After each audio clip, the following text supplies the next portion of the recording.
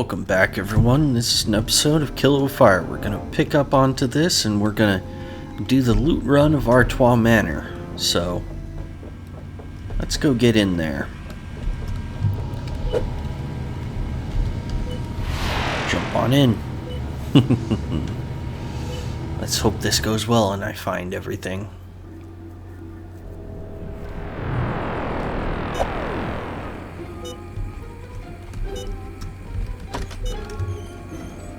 Okay.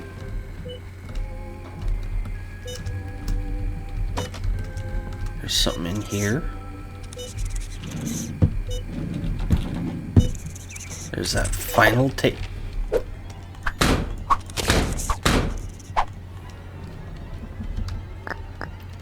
Okay, I need to put this on there. There. Oh, the spiderity. Okay, but since I got these, I should play them. Artios Manor. Sweet Sophia Anne Artois was quite the painter in her day. Her art brought fame and fortune. All her meals were gourmet. So when her husband told her they must move to lands afar, she answered, "You will build a home that's fit for an Artois."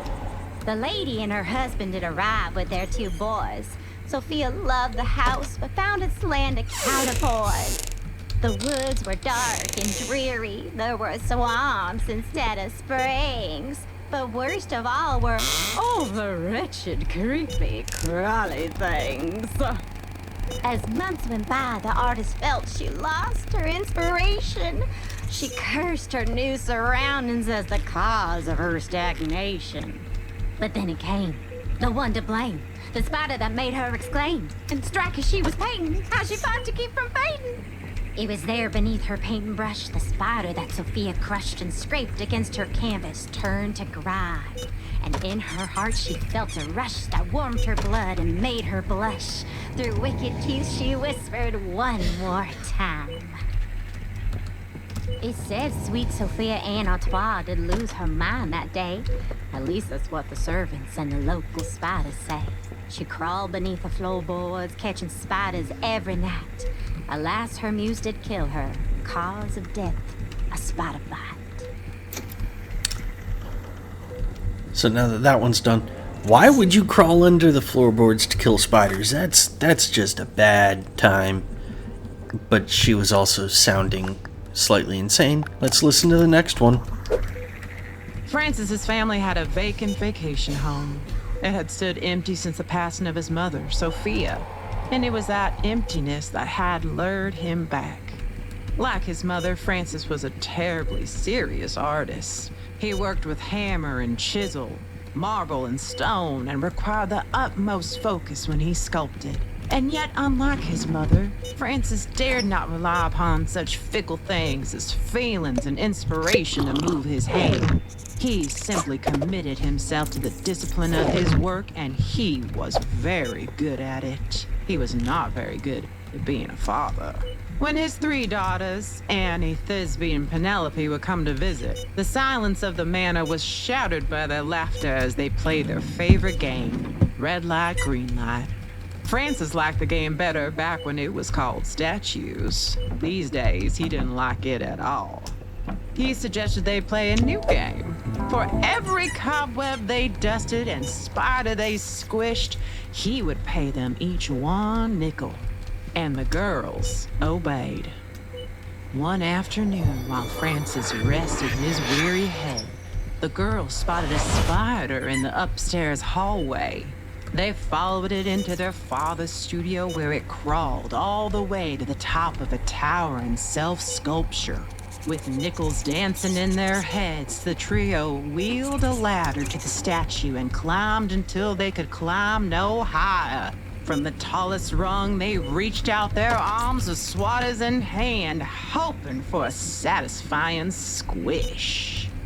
Just then, their father arose and returned to his studio where, at the sight of his children teetering over his prized work, he let out a terrible shout. It gave the girls such a start that they lost their balance. The ladder wiggled, the sculpture wobbled, and as they all toppled over, Francis leapt with all his might to save his statue.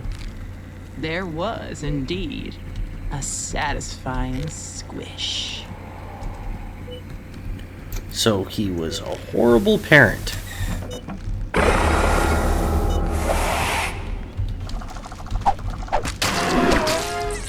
Journalist killed by giant newspaper. Can I just squeeze through? Nope. Okay.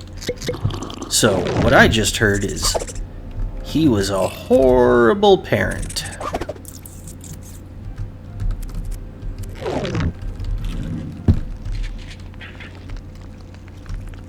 Okay. There's that. Now I need to get out of here and back downstairs to the potion studio because I have 2 potions to work on.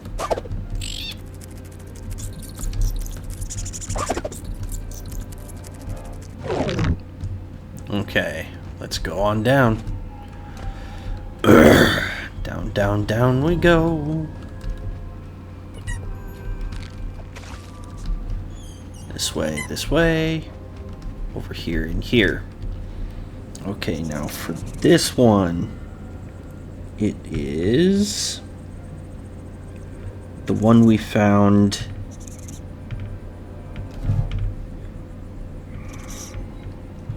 Where did I find? Oh, the rad cola.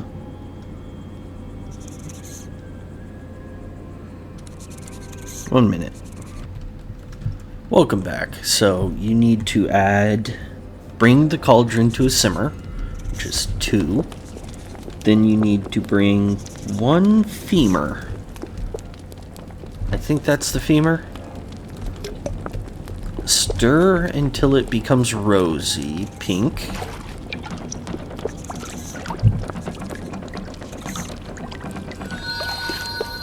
Okay, and then add a tibia. Then it says stir until it darkens.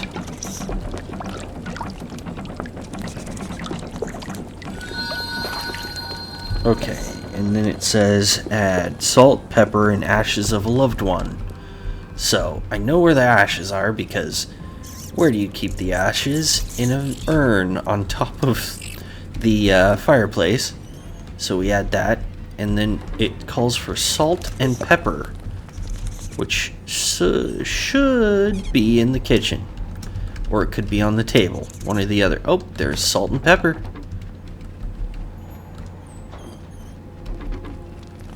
So there's 1. Now I need to get that last piece of salt.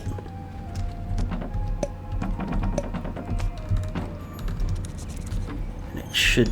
Don't get stuck on there. Okay, there, and then it says boil. I think it's 3 for a boil. 3 for a boil. Boil it until it becomes dangerously green.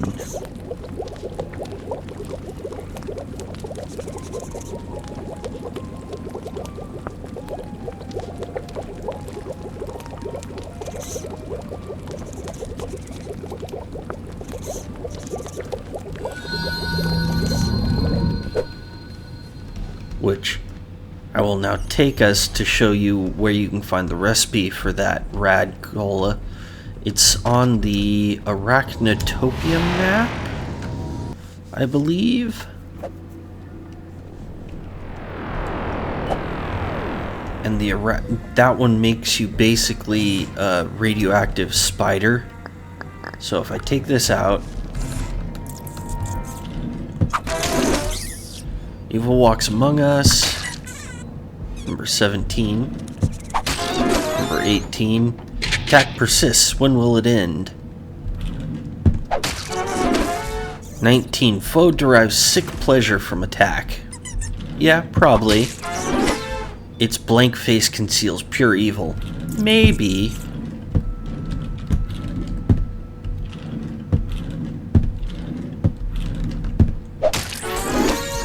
Mayhem in the streets of Arachnophobia. Brave service spiders lay down lives. Spiderling slain by heartless beast. I'm a monster and I don't care because I want to kill all the spiders. Oh, but I unlocked this because I gained 10 upgrade points in another dimension. Oh, I was going to show you what, where is it? Where is it? The Rad Cola. So the Rad Cola basically turns me into a radioactive. So everything comes back to life once it's dead. Ugh. And for this one, I need this to show you where the invisible one is. Now, where was it? Ah, there it is. This is the different one. This is the invisible. And we'll do that later, but I have to go show you,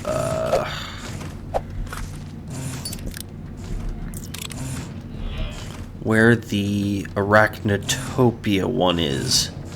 The Rad Cola I just made. Forgot to do that. Oh well. Let's go here so I can show you it.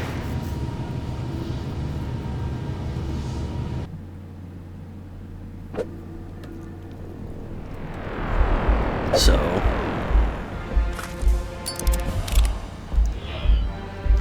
Dimension Lambda 3, downtown Arachnotopia. Oh, I forgot. This one. Manor d'Artois was allegedly cursed, was evil through roof, wall, and floor. Nobody would ever dare call it a home, save for that odd dog, Theo. Young Theo was bold and his photograph sold at prices quite high, though he cared not for gold. This is where you find the Arachnotopia one. Let's get back to what they're saying. Theo enjoyed being out in the wild with the beasts and the creatures did roar. Art's all about risk, he would say with a smirk, and going to places we shouldn't. I like getting right where the animals live and finding the shot. Couldn't. As moccasins bite, as wildebeest fight, I focus my lens, I time it just right. So Theo embarked to the house in the... Oh, did that cancel the speaking?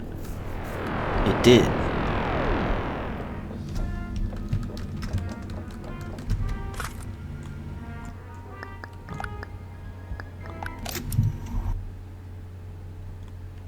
Allegedly cursed, was evil through roof, wall, and floor. Nobody would ever dare call it a home, save for that odd duck, Theodore. Young Theo was bold, and his photograph I'm gonna sold search for stuff at in here. prices quite high, though he cared not for gold. Now Theo enjoyed being out in the wild where the beasts and the creatures did roar. Art's all about risk, he would say with a smirk, and going to places we shouldn't. I like getting right where the animals live and finding the shots others couldn't. As moccasins bite, as wildebeest fight, I focus my lens, I time it just right. So Theo embarked to the house in the wood where the rest of his family wouldn't. But what nobody other than Theo could know was that all of his pictures were staged. He prodded and pestered and bothered his subjects until they were nice and enraged. He'd poke with a stick, the shutter would click. As simple as that, all trades have a trick. And that was his plan as he walked to the docks with a spear and a chicken he'd caged. Young Theodore felt that he needed a test. He needed to catch something greater. With camera and tripod, he set up his shop, prepared for the swamp's alligator. The water was baited, he sat and he waited. The creature appeared how he was elated. But just as he's ready to strike with his spear, young Theodore fired a spider sat right on the lens. He shooed it away in a hurry, and yet it returned to the very same spot, like it wanted his photograph blurry. The man had enough. It was time to get rough with his back to the swamp theater. Well, that's how that guy ended. He was not a good person. Staging photographs. Let's listen to Carl. When Carl heard there was a death in the family, he was overjoyed. He had always gone to great lengths to stay in touch with his relatives, no matter how distant or senile or technically unrelated, because Carl was familiar with the age-old saying, you can't take it with you. And he was happy to take whatever it was that they could. In this case, it was a house. The last bit of evidence that Carl's family was, at one point, a family of status. They were renowned painters, sculptors, and photographers. Carl bought houses and rented them to short-term tenants. But this one was unlike any he had seen before.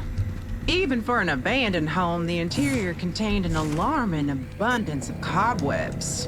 What bothered Carl more, though, was that this home didn't seem abandoned at all. There were things that didn't quite fit. Dried meats and plants hung about the kitchen, an assortment of jars filled with elixirs. There was even an enormous cauldron resting beside a pair of ancient broomsticks. It was clear to Carl what he was dealing with. Squatters. He bellowed. If there was one thing Carl couldn't stand, it was people who thought they had some sort of right to a roof over their heads. Strangling his cell phone, he dialed a cleaning company, then a moving company, and even mustered enough strength to order a pizza. By the time the sun had set, Carl was ready for a good, undeserved rest. But he would not get it. Not that night or any night to follow. He would wake with a start to the sound of a broken grandfather clock chiming in the darkness, or to what he swore were whispers coming from the walls. Even Carl's waking hours brought him no respite, for no matter how much tidying had been done the day before, every morning brought with it more cobwebs. It was enough to drive a person mad. The last time anyone in town saw Carl, he was at the local hardware store, muttering to himself over tubs of insecticide, bug traps, and other violent delights. And as for the last time we saw him, well, that's a secret the spiders did politely ask us to keep. What did they ask to keep? Okay, let's listen to the next one.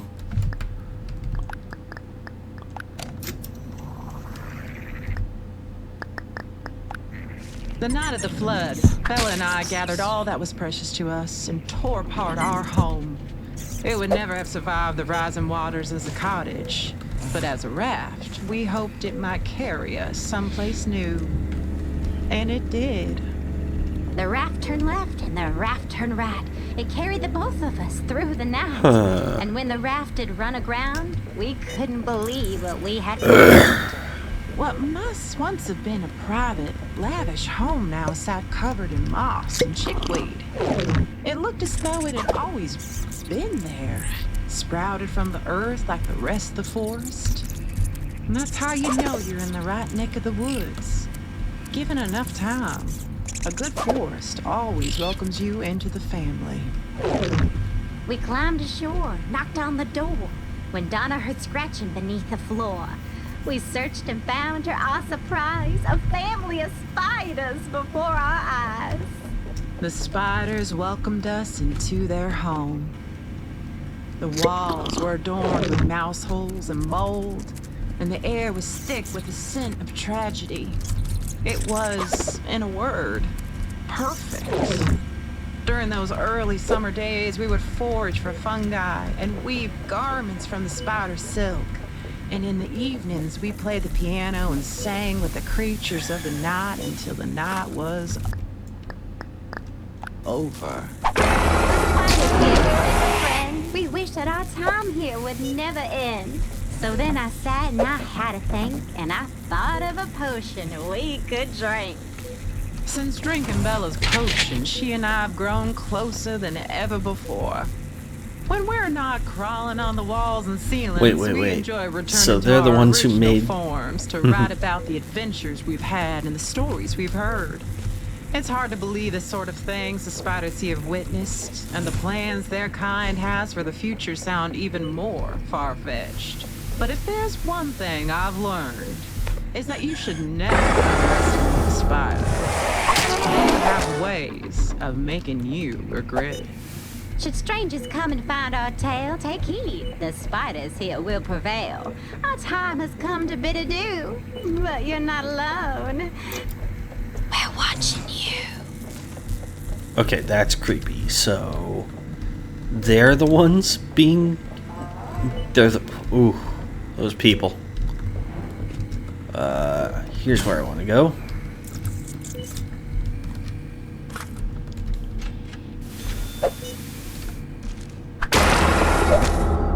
There we go.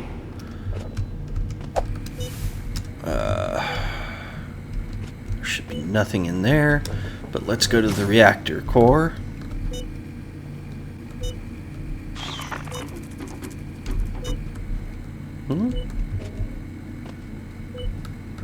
Oh, it's above me, I bet.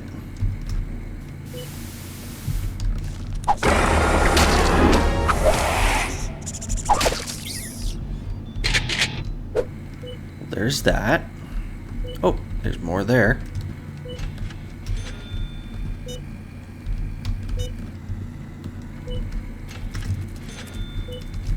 And there. Okay, now let's go back out here to get the one up there.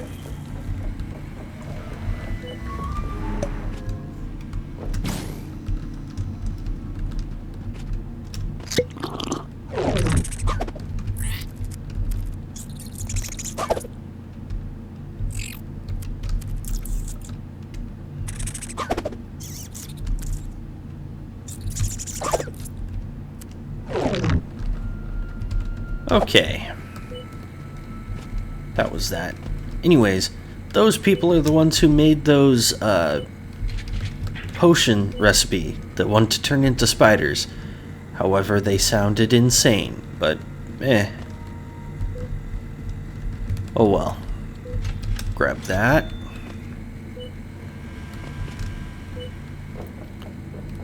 Let's come over here. This way. And then in here to unlock the unlock 5 recipes.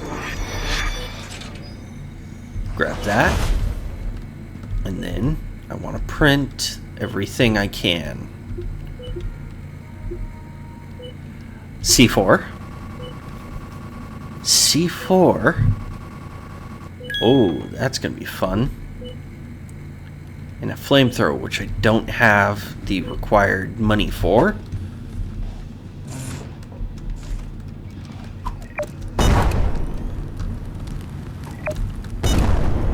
Ho ho ho! This is gonna be fun.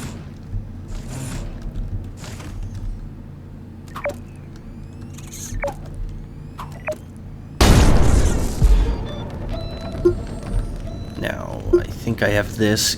Black and white and red all over. Killed with the newspaper. Have an increased chance to spawn fire ammo. Okay. Shurikens. Consecutive kills. Jumping spiders that are attached to me. I don't think so. I can upgrade the tank. Increases maximum range and increases the speed, which are... ugh. The tank is my least favorite weapon. Can't do that, but I can do this.